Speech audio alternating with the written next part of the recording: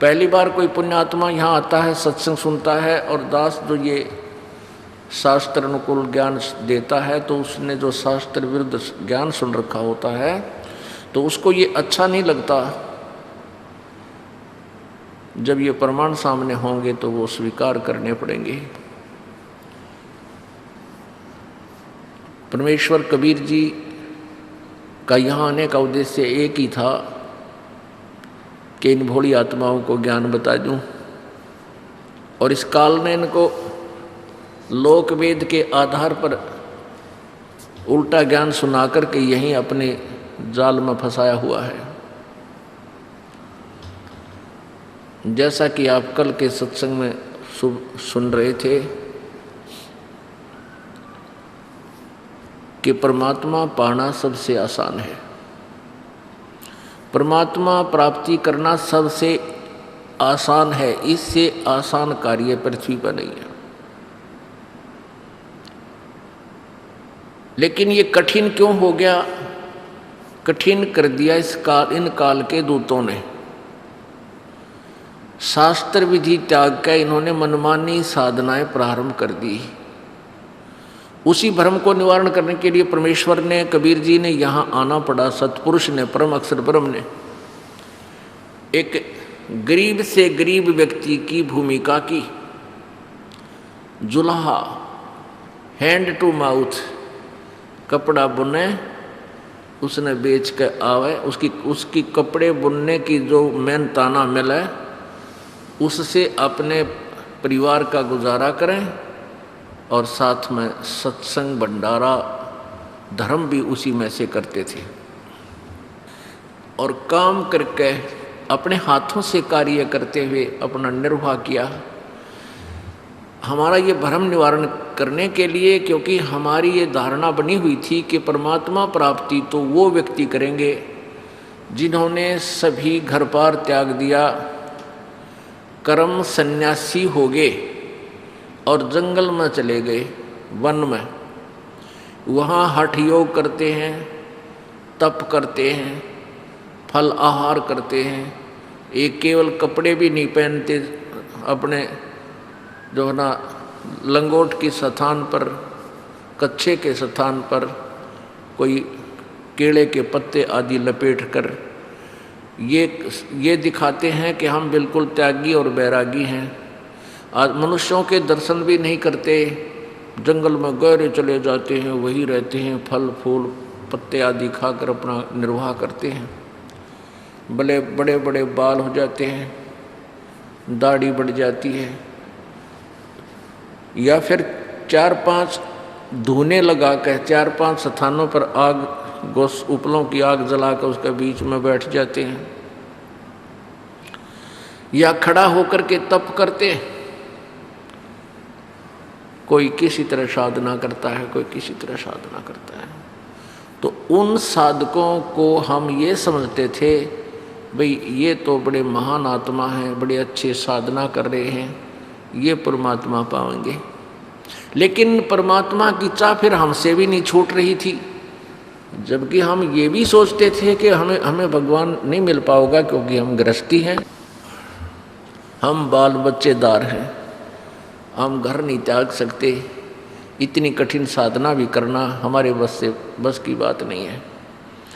लेकिन फिर भी भगवान की चाह अंदर से नहीं जा रही थी, क्योंकि हम युगों युगों के माल थे। हमारे हृदय में वह तड़फ भगवान की प्रॉपर बनी हुई थी, वह हट नहीं पा रही थी।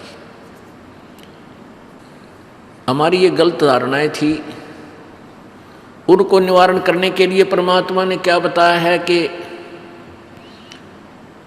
एक भक्त बता रहा था, जब इस दास ने उपदेश लिया ही था और जैसे परमात्मा का ये ज्ञान प्राप्त होने के बाद तो फिर यही चर्चा चलती है।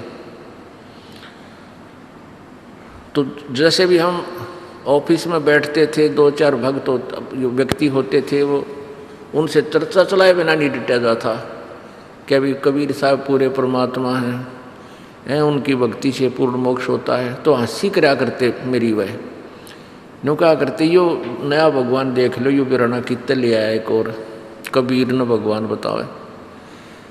अब उनका कहना भी ठीक था और मेरा कहना अपनी जगह ठीक था, क्योंकि उनको ज्ञान नहीं था और मुझे ज्ञान पूर्ण हो लिया था। तो उन्हीं में से एक कह रहा कि भगवान न्यू ना पाओ, जिस तरह आप डरे ढोरे हो, आप तो नौकरी भी कर रहे हो और भक्ति भी कर रहे हो, भगवान तो सब कुछ त्याग के और कति एकांत स्थान पर जाके और फिर देखा नहीं दुनिया का नहीं, तब मिलता है। तो आगे वो बढ़ा रहा अपनी बात को कि एक बार मैं वहाँ पहुँच गया ऋषिकेश, ऊपर चढ़ा गया पहाड़ों पर, तो वहाँ 20-30 व्यक्ति चर्चा कर रहे थे कि भाई यहाँ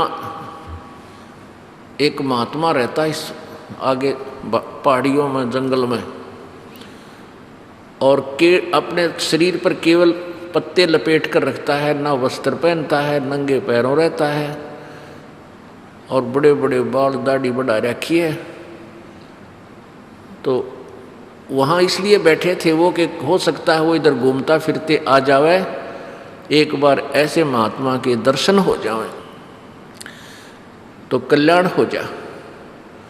तो कहता है कि मैं भी अगले दिन सुबह वक्त से वहाँ जा बैठा, और भी 5-7-10 बैठे थे, देख रहे थे इधर उधर के, इधर आ जाता है वो कई बार। तो क्या हुआ, इतने में वो महात्मा आया। अब उसने हमें देख लिया, जब हमने उसे देखा तो उसकी पीठ हमारी तरफ थी, उसका दर्शन नहीं हुए, और वो अंदर भाग के दौड़ कर अंदर भाग गया, गहरा चला गया कि तो गुफा बना रखी है उसमें बढ़ गया। जब दर्शन हो जाते तो बेड़ा पार हो जाता। ऐसे होते हैं साधु परमात्मा संत। अब उनको फिर आगे बात बढ़ाना को उचित भी नहीं था, क्योंकि वो तो बिल्कुल लोकवेद पर आधारित थे। तो परमात्मा की वो बातें, वो वाणी याद आती है कि केड़े की कोपीन है, कोपीन कहे लंगोट को पर्दे पे बांध लेते हैं, केड़े की कोपीन है और फूल पान फल खाही, और नरक का मुख नहीं देखते वो बस्ती निकट न जाही। वो जंगल के रोज हैं जो मनुष्यों बिद के जाही, और निस्तिन फिरे उजाड़ मैंने परमात्मा पावन आई। क्या बताते हैं कि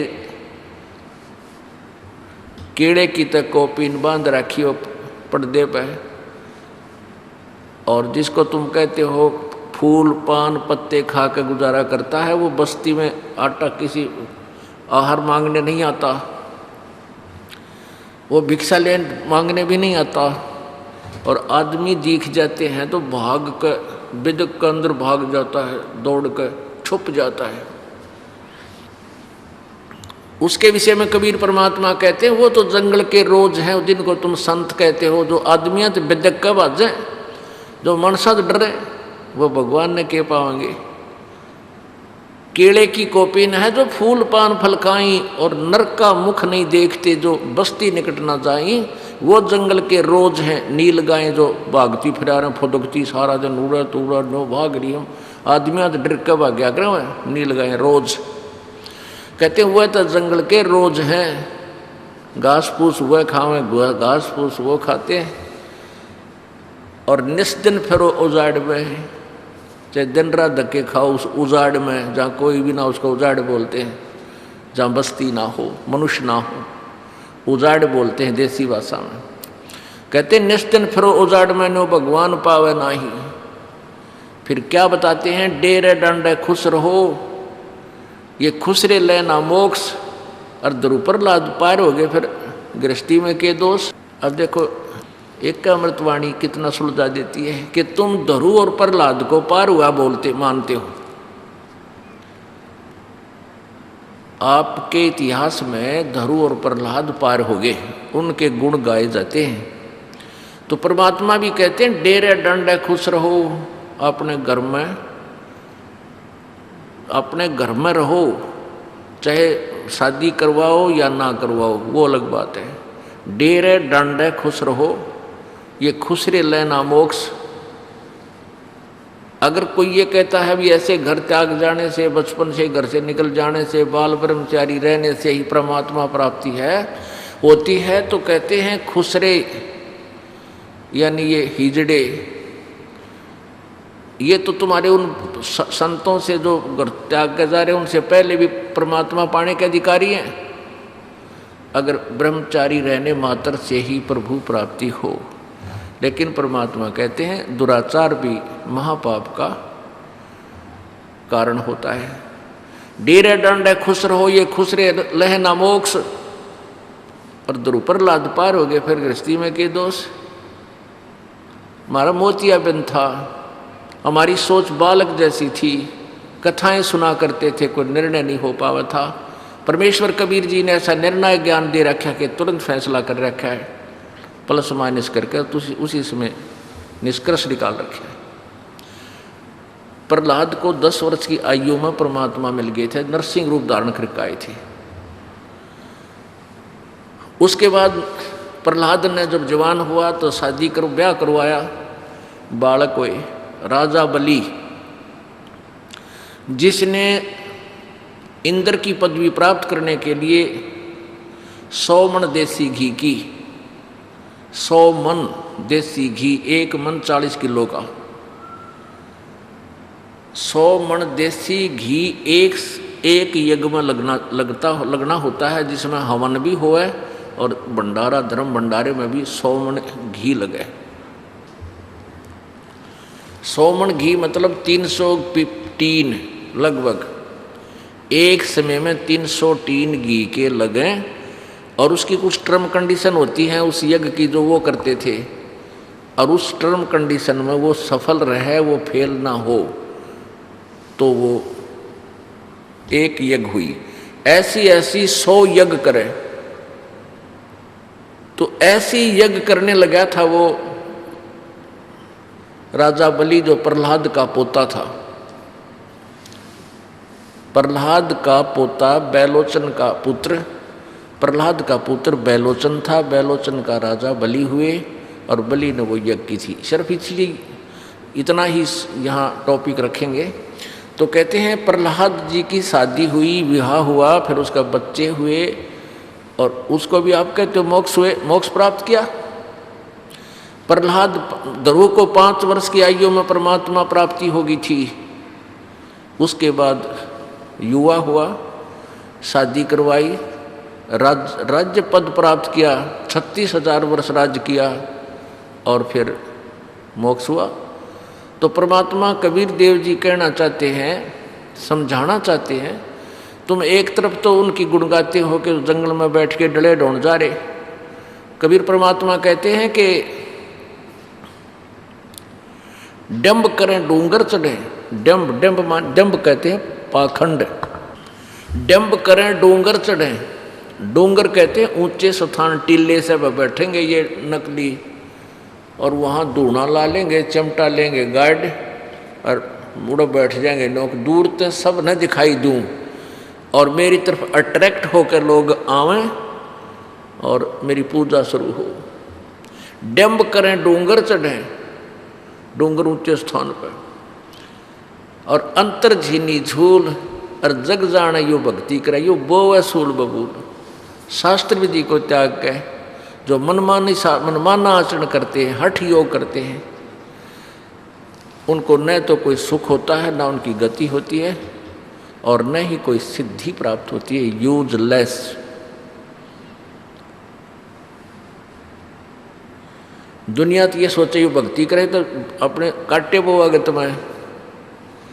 तो इस प्रकार परमात्मा ने आके हमारा भ्रम निवारण किया कि जैसे कबीर जी कहते हैं, ये समझाना चाहते थे परमेश्वर जी कि मेरे तो गरीब कोई नहीं हो सकता, निर्धन, और अपना काम और कपड़ा बुनने से कठिन काम भी नहीं। जैसे 20-30 फुट का, 10 फुट का, 20 फुट का कोई कपड़ा तैयार करना हो, कितने बारीक धागे होते हैं, एक एक धागे को ऐसे परोना, फिर ऐसे ऐसे काट के फिर करना, फिर ऐसे ऐसे काट के, और वो कितने दिन में तैयार हो गए। कहते हैं अपना काम भी करे भगवान भी बजे, नाम उठत नाम बैठत नाम सोवत जागवे, नाम खाते नाम पीते नाम सेती लागवे। मानुष जन्म पाए के जो नहीं रटे हरि नाम, जैसे कुआ जल बिना फिर बनवाया क्या काम। अपनात्मा परमात्मा प्राप्ति के लिए आपका प्रयत्न है, और जब तक आपको ये मार्ग नहीं मिला था तो भी आप कोई ना कोई साधना अवश्य करते थे, भले ही वो शास्त्र विरुद्ध थी। क्योंकि जो पुण्यात्मा पिछले जन्मों से तुरंत मानव शरीर में आई है और पिछले जन्म के अंदर उन भक्ति कर रहा था, तो वो भक्ति बिना रह नहीं सकता। थोड़ा सा सियाना होते ही उसी समय उसमें उमंग उठती है, कोई न कोई आड़ किसी देवता की या किसी गुरु की, संत की वो अवश्य लेता है। कोई साधना अवश्य प्रारंभ करता, वो रह ही नहीं सकती वो प्यारी आत्मा जिसको भगवान की पिछले जन्म जन्मांतर की चाह है। जो परमेश्वर के अखाड़े के जो माल हैं, पहलवान हैं, वो रह नहीं सकते